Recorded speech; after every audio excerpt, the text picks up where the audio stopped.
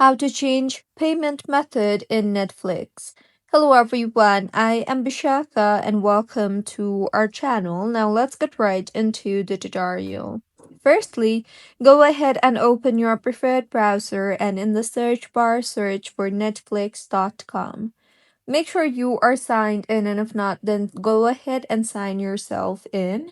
It is really important to know that you cannot do this method from the Netflix application, so you will have to open your browser.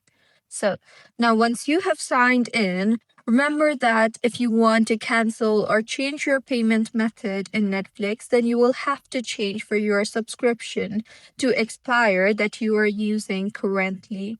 Once the subscription has been expired, you will see the restart your membership option. So tap on that and then tap on the next option you see there.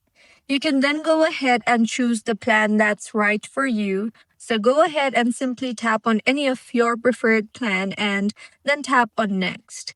You will then be required to tap on next again, and finally in the interface that you will be led to, you will be able to see the change option there. So tap on the change option or the edit option, and with this you will be able to add the current or the new payment method.